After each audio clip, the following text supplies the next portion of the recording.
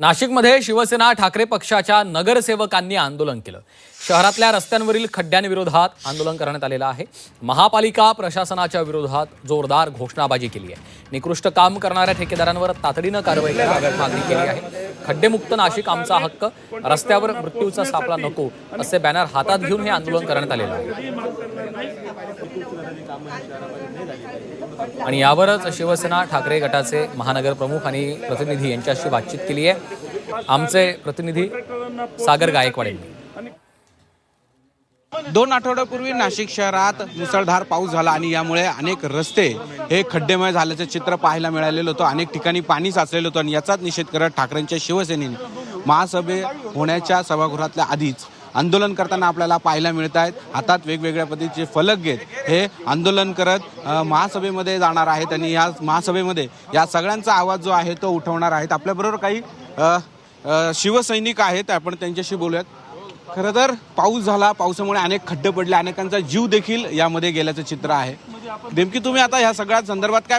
आमची एवढीच भूमिका आहे, कुंभमेळा हा आपला अस्मितेचा विषय, पण कुंभमेळ्यामुळे नागरिकांना एवढं वेठीस धरणं हे चुकीचं आहे। कारण महापालिकेचे अधिकारी आणि प्रशासक सत्ताधारी हे फक्त त्या कॉन्ट्रॅक्टर लोकांना पाठीशी घालतायत। तुम्ही बघितलं असाल, प्रत्येक आज 8-10 दिवस होऊन गेले, कुठल्याच कॉन्ट्रॅक्टरला त्यांनी चौकशीला नाही बोलवलं। आज महानगरपालिकेच्या समोर एवढ्या मोठ्या प्रमाणात पाणी तुंबलं होतं, त्या कॉन्ट्रॅक्टरची चौकशी लावायला पाहिजे होती। त्यामुळे आज करोडो रुपये खर्च करून तो रस्ता बनवला होता, तरी एवढं पाणी तुंबलं कसं?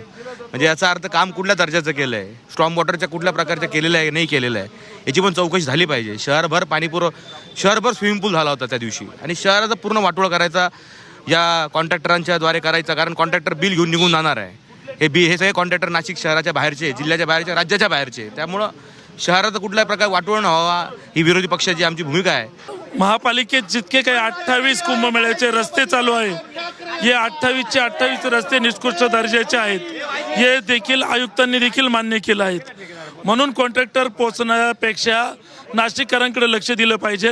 आयुक्त मॅडमने नुसते रीलकडे लक्ष न देता रिॲलिटीकडे लक्ष दिलं पाहिजे।